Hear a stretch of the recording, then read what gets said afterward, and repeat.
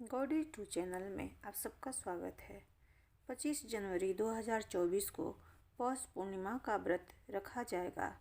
व्रत रखने वाले व्रती को पूर्णिमा व्रत की कथा को अवश्य पढ़ना या सुनना चाहिए। ऐसा करने से व्रत पूर्ण माना जाता है तथा मनुष्य की सभी कामनाएं पूर्ण होती है, ऐसी मान्यता है। तो आइए सुनते हैं पौष पूर्णिमा व्रत की कथा को। द्वापर युग में एक बार यशोदा मैया ने भगवान श्री कृष्ण से कहा कि तुम तो पूरे संसार के पालन करता हो, आज तुम मुझे कोई ऐसा व्रत बताओ जिसे करने से किसी भी स्त्री को विधवा होने का भय न रहे तथा इससे मनुष्यों की सभी कामनाएं पूर्ण हो। श्री कृष्ण बोले कि हे माता, आपने बहुत ही सुंदर प्रश्न पूछा है। मैं आपको इसके बारे में विस्तार पूर्वक बताता हूँ। सौभाग्य प्राप्ति के लिए महिलाओं को 32 पूर्णमासियों के व्रत को करना चाहिए। इससे उनकी सभी मनोकामनाएं पूर्ण होती है और उन्हें सौभाग्यवती होने का आशीष मिलता है। अब मैं आपको इससे जुड़ी हुई कथा सुनाता हूँ। इस भूमंडल पर एक अत्यंत प्रसिद्ध राजा चंद्रहास से पालित अनेक प्रकार के रत्नों से परिपूर्ण कार्तिका नाम की एक नगरी थी। वहाँ एक धनेश्वर नाम का ब्राह्मण था और उसकी स्त्री अति सुशीला रूपवती थी। दोनों ही उस नगरी में बड़े प्रेम के साथ रहते थे। घर में धन्य धान आदि की कमी नहीं थी, लेकिन उनको एक बड़ा दुख था कि उनकी कोई संतान नहीं थी। इस कष्ट से वह अत्यंत दुखी रहते थे। एक दिन एक बड़ा तपस्वी योगी उस नगरी में आया। वह योगी उस ब्राह्मण के घर को छोड़कर अन्य सब घरों से भिक्षा लाकर भोजन किया करता था, लेकिन रूपवती से वह भिक्षा नहीं लिया करता था। एक दिन वह किसी अन्य घर से भिक्षा लेकर गंगा किनारे जाकर भिक्षान को प्रेम पूर्वक खा रहा था। तभी धनेश्वर ने योगी को देखा और अपनी भिक्षा के अनादर से दुखी होकर योगी से बोला, महात्मन, आप सब घरों से भिक्षा लेते हैं, परंतु मेरे घर की भिक्षा कभी भी नहीं लेते। इसका कारण क्या है? योगी ने कहा कि निसंतान के घर की भीख पतितों के अन्न के तुल्य होती है और जो पतितों का अन्न खाता है वह भी पतित हो जाता है। चूँकि तुम निसंतान हो, अतः पतित हो जाने के भय से मैं तुम्हारे घर की भिक्षा नहीं लेता हूँ। धनेश्वर यह बात सुनकर अपने मन में बहुत दुखी हुआ और हाथ जोड़कर योगी के पैरों पर गिर पड़ा तथा आर्त भाव से कहने लगा, हे महाराज, यदि ऐसा है तो आप मुझको पुत्र प्राप्ति का उपाय बताइए। आप सर्वज्ञ हैं, मुझ पर अवश्य ही यह कृपा कीजिए। धन की मेरे घर में कोई कमी नहीं, परंतु मैं पुत्र न होने के कारण अत्यंत दुखी हूँ। आप मेरे इस दुख का हरण करें, आप समर्थवान हैं। यह सुनकर योगी कहने लगे, हे ब्राह्मण, तुम चंडी देवी की आराधना करो। घर आकर उसने अपनी स्त्री को यह सब वृतांत कहा और स्वयं तप के निमित्त वन में चला गया। वन में जाकर उसने चंडी देवी की उपासना की और उपवास किया। चंडी देवी ने 16वें दिन उसको स्वप्न में दर्शन दिया और कहा, हे धनेश्वर, तुझे पुत्र होगा, परंतु वह 16 वर्ष की आयु में ही मृत्यु को प्राप्त हो जाएगा। यदि तुम दोनों पति पत्नी 32 पूर्णमासियों का व्रत विधि पूर्वक करोगे तो वह दीर्घायु होगा। जितनी तुम्हारी सामर्थ्य हो उतने ही आटे के दिए बनाकर शिव जी का पूजन करना और पूर्णमासी का व्रत रखना। प्रातःकाल होने पर इस स्थान के समीप ही तुम्हें एक आम का वृक्ष दिखाई देगा। उस पर चढ़कर एक फल तोड़कर शीघ्र अपने घर चले जाना और अपनी स्त्री से सब वृतांत कहना। जब वह श्री शंकर जी का ध्यान करके उस फल को खा लेगी, तब भगवान शंकर की कृपा से वह गर्भवती हो जाएगी। जब वह ब्राह्मण प्रातःकाल उठा तो उसने उस स्थान के पास ही एक आम का वृक्ष देखा जिस पर एक आम का फल लगा हुआ था। उस ब्राह्मण ने उस आम के वृक्ष पर चढ़कर उस फल को तोड़ने का प्रयत्न किया, परंतु कई बार प्रयत्न करने पर भी वह वृक्ष पर चढ़ न पाया। तब उस ब्राह्मण को बहुत चिंता हुई और वह विघ्न विनाशक श्री गणेश जी की वंदना करने लगा और बोला, हे दयानिधे, अपने भक्तों के विघ्नों का नाश करके उनके मंगल कार्य को करने वाले, दुष्टों का नाश करने वाले, रिद्धि सिद्धि को देने वाले, आप मुझ पर कृपा करके इतना बतला दें कि मैं अपने मनोरथ को पूर्ण कर सकूं। इस प्रकार गणेश जी की प्रार्थना करने पर उनकी कृपा से धनेश्वर वृक्ष पर चढ़ गया और उसने एक अति सुंदर आम का फल देखा। उसने विचार किया कि जो वरदान से फल मिला था वह यह है और कोई फल दिखाई नहीं देता। उस धनेश्वर ब्राह्मण ने जल्दी से उस फल को तोड़कर अपनी स्त्री को लाकर दिया और उसकी स्त्री ने अपने पति के कथनानुसार उस फल को खा लिया। इसके पश्चात वह गर्भवती हो गई। देवी जी की असीम कृपा से उसे एक अत्यंत सुंदर पुत्र की प्राप्ति हुई जिसका नाम उन्होंने देवीदास रखा। माता पिता के हर्ष और शोक के साथ वह बालक शुक्ल पक्ष के चंद्रमा की भांति बढ़ने लगा। भवानी की कृपा से वह बालक बहुत ही सुंदर, सुशील और पढ़ने में बहुत ही निपुण हो गया। चंडी देवी की आज्ञा अनुसार उसके माता पिता ने 32 पूर्णमासी का व्रत रखना प्रारंभ कर दिया था जिससे उसका पुत्र दीर्घायु हो जाए। 16वां वर्ष लगते ही देवीदास के माता पिता को बड़ी चिंता हो गई कि कहीं उनके पुत्र की इस वर्ष मृत्यु न हो जाए। इसलिए उन्होंने अपने मन में विचार किया कि यदि यह दुर्घटना उनके सामने हो गई तो वे कैसे सहन कर सकेंगे। उन्होंने देवीदास के मामा को बुलाया और कहा कि हमारी इच्छा है कि देवीदास 1 वर्ष तक काशी में जाकर विद्या अध्ययन करें और हम उसको अकेले भी नहीं छोड़ना चाहते, इसलिए साथ में तुम चले जाओ और 1 वर्ष के पश्चात इसको वापस लौटा लाना।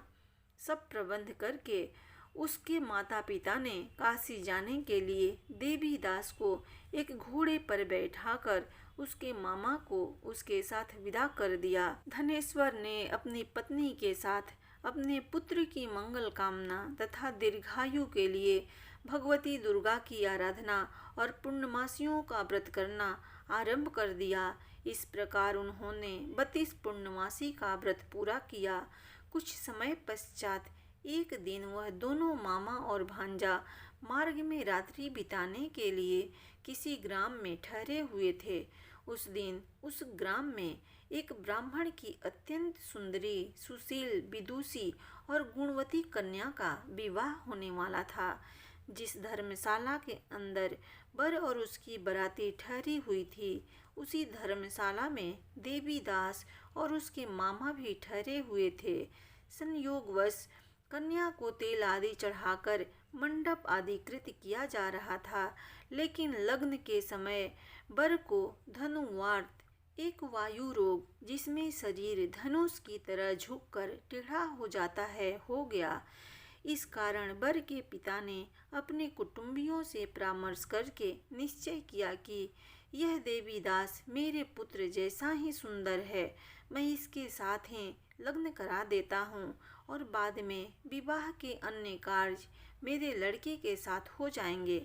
ऐसा सोचकर उन्होंने देवीदास के मामा से जाकर बोला कि तुम थोड़ी देर के लिए अपने भांजे को हमें दे दो, जिससे विवाह के लग्न के सारे कृत्य सुचारू रूप से हो सकें। तब उसका मामा कहने लगा कि जो कुछ भी कन्यादान के समय वर को मिले वह सब हमें दे दिया जाए तो मेरा भांजा इस बारात का दूल्हा बन जाएगा।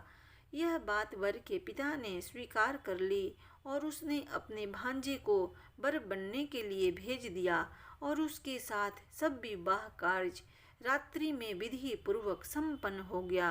पत्नी के साथ वह भोजन न कर सका और अपने मन में सोचने लगा कि न जाने यह कैसी स्त्री होगी। वह एकांत में इसी सोच में पड़ गया तथा उसकी आंखों में आंसू आ गए। तब वधू ने पूछा कि क्या बात है, आप इतने उदासीन व दुखी क्यों हो रहे हैं। तब उसने सब बातें जो वर के पिता व उसके मामा में हुई थी उसको बतला दी। तब कन्या कहने लगी कि यह ब्रह्मा विवाह के विपरीत कैसे हो सकता है। देव, ब्राह्मण और अग्नि के सामने मैंने आपको ही अपना पति बनाया है, इसलिए आप ही मेरे पति हैं। मैं आपकी ही पत्नी रहूंगी, किसी अन्य की कदापि नहीं। तब देवीदास ने कहा, ऐसा मत करिए, क्योंकि मेरी आयु बहुत कम है। मेरे पश्चात आपकी क्या गति होगी, इन बातों को अच्छी तरह विचार कर लो। परंतु वह दृढ़ विचार वाली स्त्री थी। बोली कि जो आपकी गति होगी वही मेरी गति होगी। हे स्वामी, आप उठिए और भोजन करिए, आप निश्चय ही भूखे होंगे। इसके बाद देवीदास और उसकी पत्नी दोनों ने भोजन किया तथा शेष रात्रि वे सोते रहे। प्रातःकाल देवीदास ने अपनी पत्नी को 3 नगों से जुड़ी हुई एक अंगूठी दी, एक रुमाल दिया और बोला, हे प्रिय, इसे लो और संकेत समझकर स्थित चित हो जाओ। मेरा मरण और जीवन जानने के लिए एक पुष्प वाटिका बना लो, उसमें सुगंधित वाली एक नवमल्लिका लगा लो। उसको प्रतिदिन जल से सींचा करो और आनंद के साथ खेलो कूदो तथा उत्सव मनाओ।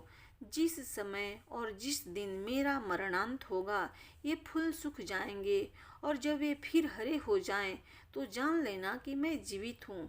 यह समझाकर वह चला गया। प्रातःकाल होते ही वहाँ पर गाजे बाजे बजने लगे और जिस समय विवाह के कार्य समाप्त करने के लिए वर तथा सब बाराती मंडप में आए तो कन्या ने वर को भली प्रकार से देखकर अपने पिता से कहा कि यह मेरा पति नहीं है, मेरा पति वही है जिसके साथ सत्र में मेरा पाणी ग्रहण हुआ था। इसके साथ मेरा विवाह नहीं हुआ है। यदि यही वही है तो बताएं कि मैंने इसको क्या दिया।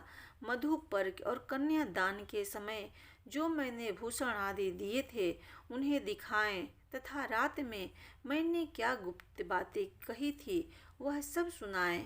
पिता ने उसके कथनानुसार वर को बुलवाया गया। कन्या की यह सब बातें सुनकर वह कहने लगा कि मैं कुछ नहीं जानता। इसके पश्चात लज्जित होकर वह वहाँ से चला गया और सारी बारात भी अपमानित होकर वहाँ से लौट गई। भगवान श्री कृष्ण बोले, हे माता, इस प्रकार देवीदास काशी विद्या अध्ययन के लिए चला गया। जब कुछ समय बीत गया तो काल से प्रेरित होकर एक सर्प रात्रि के समय उसको डसने के लिए वहाँ पर आया। उस विषधर के प्रभाव से उसके शयन का स्थान चारों ओर से विष से विषैला हो गया, परंतु व्रत के प्रभाव से उसको काट न पाया, क्योंकि पहले ही उसकी माता ने 32 पूर्णमासी का व्रत कर रखा था। इसके बाद मध्याह्न के समय स्वयं काल वहाँ पर आया और उसके शरीर से उसके प्राणों को निकालने का प्रयत्न करने लगा, जिससे वह मूर्छित होकर पृथ्वी पर गिर पड़ा। भगवान की कृपा से उसी समय पार्वती जी के साथ भगवान शंकर वहाँ पर आ गए। उसको मूर्छित दशा में देखकर पार्वती जी ने भगवान शंकर से प्रार्थना की कि हे प्रभु, इस बालक की माता ने पहले 32 पूर्णमासी का व्रत किया था, जिसके प्रभाव से हे भगवान आप इसको प्राणदान दें। भवानी के कहने पर भक्त वत्सल भगवान शिव ने उसको प्राणदान में दे दिया। इस व्रत के प्रभाव से काल को भी पीछे हटना पड़ा और देवी दास स्वस्थ होकर बैठ गया। उधर उसकी स्त्री उसके काल की प्रतीक्षा किया करती थी।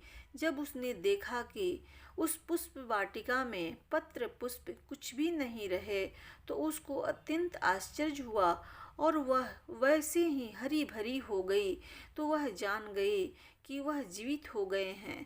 यह देखकर वह बहुत प्रसन्न मन से अपने पिता से कहने लगी कि पिताजी, मेरे पति जीवित हैं, आप उनको ढूंढना शुरू करें।